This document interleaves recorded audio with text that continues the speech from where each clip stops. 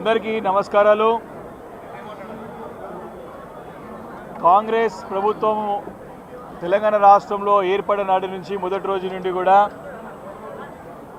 మరి రాష్ట్ర ముఖ్యమంత్రి రేవంత్ రెడ్డి గారు మరి రెండో సంవత్సరం పూర్తి చేసుకొని మూడో సంవత్సరం అడుగుపెట్టినా మరి మొదటి రోజు నుండి కూడా ఈ రోజు వరకు కూడా వారి యొక్క పరిపాలనలో రాష్ట్రానికి ఏమైనా చేసిరా అంటే చేసింది ఏమీ లేదు।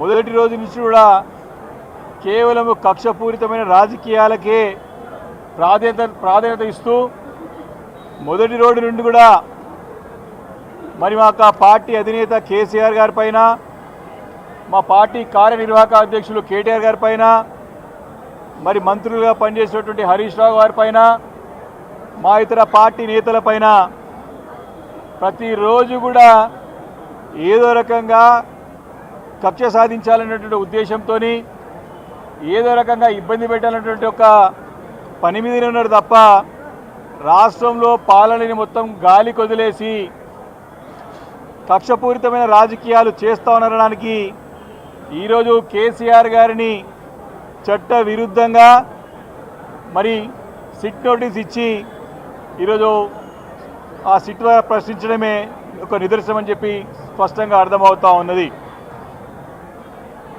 వారి యొక్క కాంగ్రెస్ ప్రభుత్వం ఈ యొక్క సిట్ని ఒక స్పెషల్ ఇన్వెస్టిగేషన్ టీంని ఏర్పాటు చేసిందే మా పార్టీ నేతలని, మా అధినేతని, మా పార్టీ నాయకులు ఇబ్బంది పెట్టాలనే ఉద్దేశంతోనే ఏర్పాటు చేసినటువంటి ఒక సిట్ 2 సంవత్సరాలు అయిపోతుంది। 3 సంవత్సరంలో అడుగుపెట్టినా కూడా ఇంకా ఫోన్ ట్యాపింగ్ ఏందిరా నాయన, అరిగిపోయిన రికార్డు లెక్క అని చెప్పి ప్రజలందరూ కూడా నెత్తి కొట్టుకుంటా ఉన్నారు। నువ్వు ఇచ్చినటువంటి 100 రోజుల్లో 6 గ్యారంటీలు ఏమైనా అడుగుతా ఉన్నారు, మీరు ఇచ్చినటువంటి 420 హామీలు ఏమైనా అడుగుతా ఉన్నారు, మీరు ఇస్తానటువంటి సంవత్సరం లోపల 2 లక్షల ఉద్యోగాలు ఇస్తాన సంగతి ఏమైనా అడుగుతా ఉన్నారు।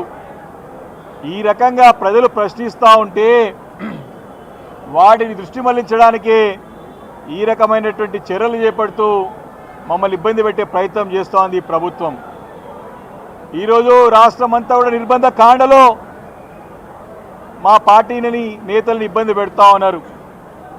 కేసీఆర్ గారికి నిరాదలు పలుకుతూ అడుగడుగునా మరి వారు ఇక్కడికి వస్తే ఎక్కడికక్కడ నిర్బంధించి రోడ్లపైన రాకుండా, వారిని చూడకుండా, కలవకుండా ఈరోజు పోలీసులు ఒక అప్రకటిత ఎమర్జెన్సీని అమలు చేస్తూ ఉన్నారు తెలంగాణ రాష్ట్రంలో। ఈరోజు ఎంత చట్టవిరుద్ధంగా అంటే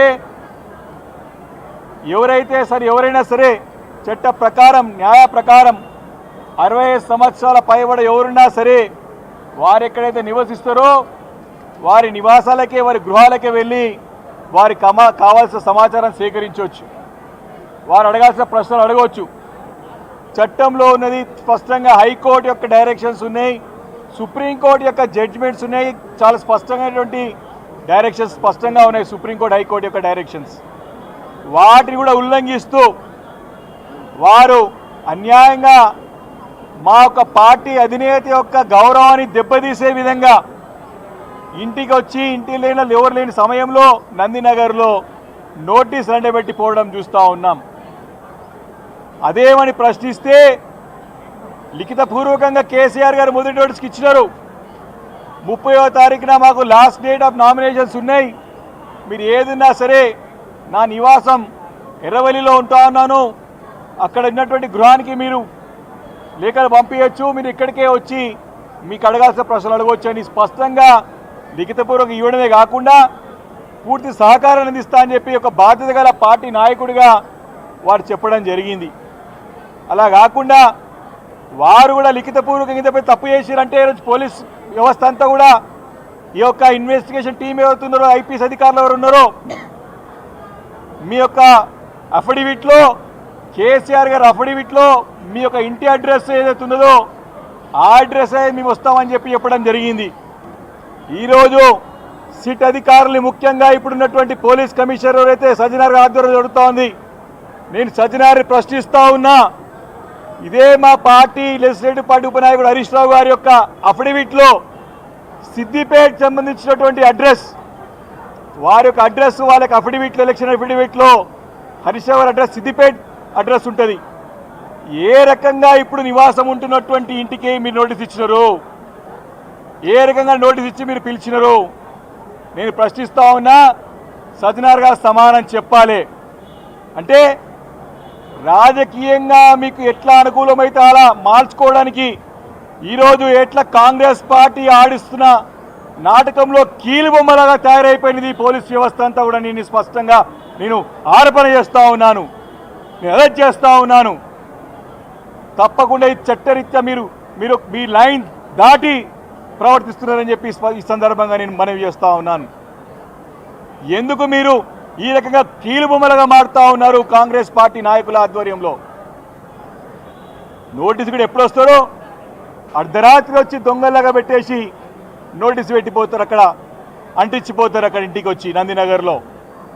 అది కూడా ఎప్పుడో ముఖ్యమంత్రి గారు ఇక్కడ లేరు, ఎక్కడో చదువుకోలే కాబట్టి చదువుకోలే సమయం, చదువుకోకపోతే ఇప్పుడు చదువుకుంటున్నాడు. చదువుకునే టైం చదువుకుంటే ఈ టైం చదువుకునే అవసరం లేదు. చదువుకుంటే ఎక్కువ సంస్కారం అవసరం ఉంది ఆయనకి. అమెరికాలో పోయి పండుకుంటే మరి ఇక్కడ రాత్రి అక్కడ పొద్దున ఆయన తెల్లారి వారికి ఉండి పోలీసులు ఆయన అడిగి మరి ఏం చేయమంటారు సార్ అంటే పోయి ఇంటికి నోటీస్ అందించమని చెప్తే ముఖ్యమంత్రి గారి యొక్క డైరెక్షన్స్ ప్రకారమే ఈ సిట్ నాటకాలు ఆడుతుంది స్పష్టంగా అర్థమవుతా ఉన్నది. అక్కడ తెల్లారినాక ఇక్కడ రాత్రి అయినాక నోటీస్ వచ్చి ఇంటికి అంటిస్తారు. ఇది ఈరోజు పోలీస్ వారు చేస్తున్నటువంటి ఒక దుశ్చర్య. ఈరోజు అహంకార పూరితంగా ప్రభుత్వం వ్యవహరిస్తూ ఉంది. దానికి తోడుగాని నాటకాలు ఆడుతున్నది ప్రభుత్వం, ఈ యొక్క పోలీస్ వ్యవస్థ అని చెప్పి స్పష్టంగా నేను ఆరోపిస్తూ ఉన్నాను. ఈరోజు పూర్తిగా వైఫల్యం చెందింది కాంగ్రెస్ ప్రభుత్వం, రేవంత్ రెడ్డి గారి సర్కార్ అంతా కూడా. ఆ వైఫల్యాలని కప్పుపిచ్చుకోవడానికే ఈ రకంగా డైవర్షన్ పాలిటిక్స్కి పాటుపడుతూ ఉన్నది. మున్సిపల్ ఎలక్షన్స్ నడుస్తూ ఉంటే ఈ రకంగా నోటీసులు ఇచ్చి ప్రజలని, అంటే మమ్మల్ని ప్రజాక్షేత్రంలో పోకుండా మా యొక్క పార్టీని డిస్టర్బ్ చేయాలని చెప్పేసి ఒక తప్పుడు ఆలోచనతో వ్యవహరిస్తూ ఉన్నది. ఇవన్నీ కూడా ముఖ్యమంత్రి రేవంత్ రెడ్డి గారి యొక్క సంకుచిత ఆలోచనలకు దర్పణం పడుతూ ఉన్నాయి. వారి యొక్క ఆలోచన మీద ఏ రకంగా ఉందంటే ఇంత సంకుచితంగా, ఇంత నారో మైండెడ్గా రాజకీయాలు హుందాగా చేయాలి, ప్రజాస్వామ్య పద్ధతిలో చేయాలి. కానీ ఈ రకంగా అరాచకాలు, ఈ రకంగా నిర్బంధాలు, ఈ రకంగా మరి నేను ఇష్టం వచ్చినట్టు చట్ట విరుద్ధంగా చేస్తానంటే తప్పకుండా రాబోయే రోజుల్లో గుణపడడం తప్పదని చెప్పి ఈ సందర్భంగా నేను ఈ యొక్క ప్రభుత్వాన్ని హెచ్చరిస్తా ఉన్నాను. పోలీసులు కూడా చట్టానికి లోబడి పనిచేస్తేనే మంచిది. ఎప్పుడో రోజులు ఒకటేలాగా ఉండయి, అధికారం వస్తూ ఉంటుంది, పోతూ ఉంటుంది, మారుతూ ఉంటుంది. కానీ వీటన్నిటి కూడా భవిష్యత్తులో సమానం చెప్పాల్సిన అవసరం కూడా పోలీసుల పైన ఉంటుందని చెప్పేసి కూడా నేను ఈ సందర్భంగా మనవి చేస్తూ ఉన్నాను. ముఖ్యంగా ఈ ప్రభుత్వం ఒక వైఫల్యాలను కూడా మొన్న కేంద్రంలో సోషల్ ఎకనామిక్ సర్వేలో కూడా స్పష్టంగా బయటపడ్డది. మీరు ఎమర్జెన్సీగా ఇమ్మీడియట్గా మేడిగడ్డని రిపేర్ చేయండి. ఈ యొక్క కాళేశ్వరం ద్వారా రాష్ట్రం సస్యశ్యామలమైందని చెప్పి లిఖిత పూర్వకంగా పార్లమెంట్ సాక్షిగా కేంద్ర ప్రభుత్వం చెప్పింది.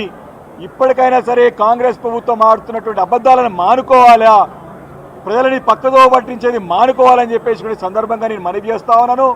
వీటన్నిటిని కూడా డైవర్ట్ చేయడానికి ఈ రకంగా చేస్తున్న చెప్పి స్పష్టంగా అర్థమవుతా ఉన్నది.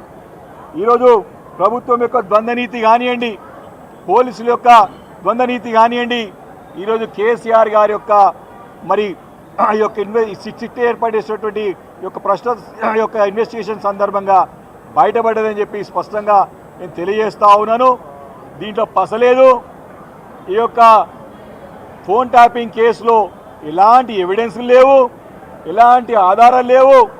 కేవలము దుమ్మెత్తిపోయడానికి, బురదేయడానికి ప్రయత్నంలో భాగంగానే ఈరోజు ఈ డ్రామాలంతా నడుస్తున్నాయి తప్ప వేరేది ఏం లేదు. ఇది మొదటిది కాదు. ఎన్ని ఎంక్వైరీ చేశారండి, ఎన్ని కేసులు బుక్ చేశారండి. ఈ యొక్క 2 సంవత్సరాలుగా మీరు ఏమైనా చేసిరంటే కాళేశ్వరం మీద పీసీ ఘోష్ కమిషన్ వేసినాడు. ఈరోజు యొక్క ఫోన్ ట్యాపింగ్ మీద ఒక స్పెషల్ ఇన్వెస్టిగేషన్ టీం వేసి ఇబ్బంది పెడతా ఉన్నాడు. అదేవిధంగా ఫార్ములా ఈ కార్ రేస్లో దాంట్లో ఏసీబీ కేసు పెట్టి ఇలాంటి ఆధారాలు పెట్టి ఇబ్బంది పెడతా ఉన్నాడు. పవర్ పర్చేస్ అగ్రిమెంట్లో అదొక కమిషన్ వేసి అక్కడ కూడా ఇబ్బంది పెడతా ఉన్నారు. ఔటర్ రింగ్ రోడ్డు లీజ్ విషయంలో కూడా ఇబ్బంది పెడతా ఉన్నారు. బతుకమ్మ చీరల విషయంలో ఎంక్వైరీ చేసినారు. గొర్రెల పంపిణీలో దాంట్లో ఎంక్వైరీ చేసినారు. ధరణి పోర్టల్లో దాని మీద బురద వెళ్ళే ప్రయత్నం చేసి దాని ఎంక్వైరీ చేసినారు. ఇక చెప్పుకుంటూ పోతే వీళ్ళ పనంతా ఏంటంటే గత 10 సంవత్సరాలుగా చేసిన పనులన్నిటి మీద ఎంక్వైరీ చేయడమే తప్ప చేసింది ఏమి లేదు. కాబట్టి ఇవన్నీ కూడా ప్రజలు గమనిస్తూ ఉన్నారు.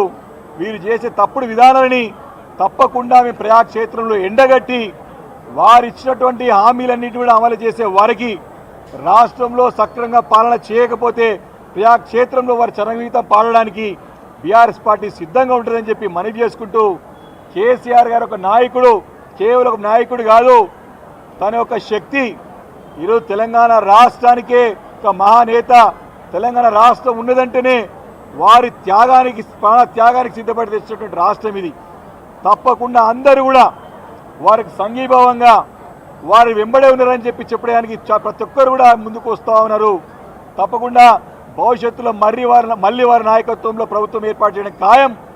వీరు చేస్తున్న పనులన్నింటినీ కూడా రిటర్న్ గిఫ్ట్ ఇవ్వడం కూడా ఖాయం అని చెప్పి సందర్భంగా నేను మనవి చేస్తా ఉన్నాను.